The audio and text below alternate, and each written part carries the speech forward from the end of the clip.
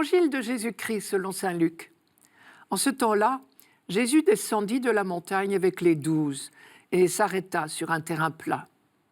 Il y avait là un grand nombre de ses disciples et une grande multitude de gens venus de toute la Judée, de Jérusalem et du littoral de Tyr et de Sidon.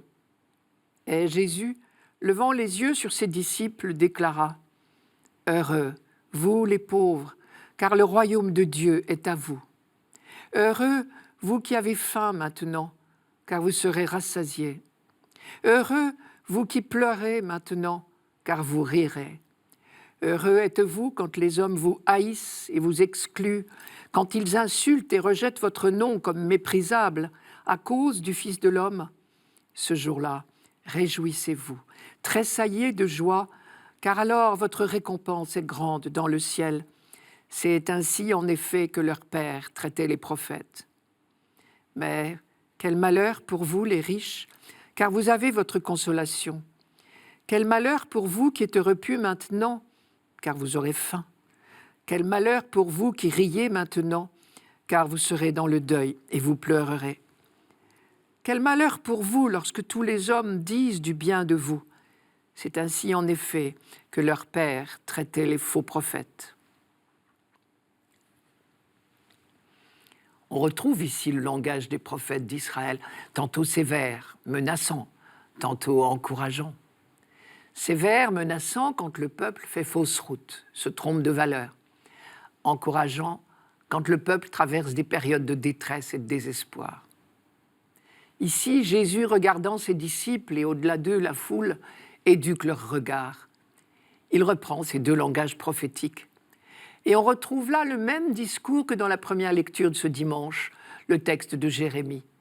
Vous qui mettez votre confiance dans les richesses matérielles, dans votre position sociale, vous qui êtes bien vus, bientôt on ne vous enviera pas. Vous n'êtes pas sur la bonne route. Si vous étiez sur la bonne voie, vous ne seriez pas si riche, pas si bien vu. Un vrai prophète s'expose à déplaire. Jésus en sait quelque chose. Un vrai prophète n'a ni le temps, ni la préoccupation d'amasser de l'argent ou de soigner sa publicité. On peut tout à fait appliquer à Jésus-Christ ces 4 béatitudes. Lui, le pauvre, qui n'avait pas une pierre pour reposer sa tête et qui est mort dans le dénuement et l'abandon. Lui qui a pleuré le deuil de son ami Lazare et qui a connu l'angoisse du jardin des Oliviers. Lui qui a pleuré sur le malheur de Jérusalem. Lui qui a eu faim et soif au désert et jusque sur la croix. Lui qui a été méprisé, calomnié, persécuté et pour finir, supprimé au nom des bons principes et de la vraie religion, ce qui est quand même un comble si on y réfléchit. En proclamant heureux ceux qui vivent ces béatitudes, à commencer par lui-même, Jésus rend grâce en quelque sorte, car il sait de quel regard d'amour son Père l'enveloppe, et il sait que la victoire est déjà acquise. La promesse de la résurrection se profile déjà derrière ces béatitudes. Il nous révèle ce regard de Dieu, cette miséricorde de Dieu. Étymologiquement, le mot miséricorde signifie des entrailles qui vibrent. Ce texte vient nous dire, il y a le regard de l'homme, il y a le regard de Dieu. L'admiration de l'homme se trompe souvent d'objet. Son admiration va vers les riches, les repus, les gâtés de la vie. Le regard de Dieu est tout autre. Un pauvre a crié, Dieu l'entend, dit le psaume. Ou encore, d'un cœur brisé et broyé, Dieu n'a point de mépris.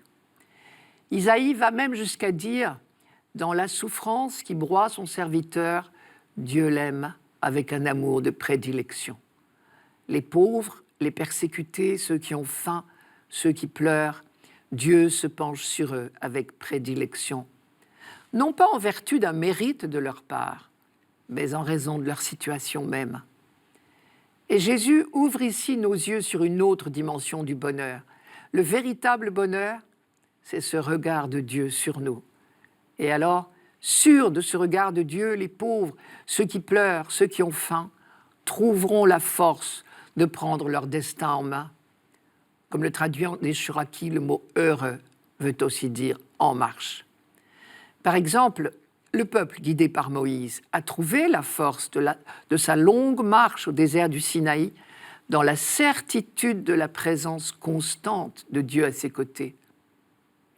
Encore une fois, cette opposition entre béatitude et malédiction ne divise pas l'humanité en deux populations distinctes. Ceux qui méritent ces paroles de réconfort et ceux qui n'encourent que réprobation. Nous faisons partie tour à tour de l'un ou l'autre groupe, et c'est à chacun de nous que le Christ dit « En marche ». Je disais plus haut que ces béatitudes sont d'abord applicables à Jésus-Christ. Elles le sont ensuite aux disciples. Luc nous dit « Regardant ses disciples, Jésus dit « Heureux, vous les pauvres, le royaume de Dieu est à vous. Heureux, vous qui avez faim maintenant, vous serez rassasiés. » Traduisez « Vous qui me suivez, voilà ce que vous récolterez. La faim, la soif, la pauvreté. Vous pleurerez de découragement dans l'entreprise d'évangélisation. Vous serez persécutés, assassinés les uns après les autres. Mais vous avez fait le bon choix. Vous serez rassasiés, consolés. Soyez heureux et sautez de joie. » C'était déjà dans l'Ancien Testament la manière de parler du bonheur qu'apporterait le Messie. Les disciples connaissaient bien ces expressions. Du coup, ils comprennent très bien ce que Jésus leur annonce ici. Vous qui êtes sortis de la foule pour me suivre, vous n'êtes pas partis pour récolter les honneurs ni la richesse, mais vous avez fait le bon choix puisque vous avez su reconnaître en moi le Messie.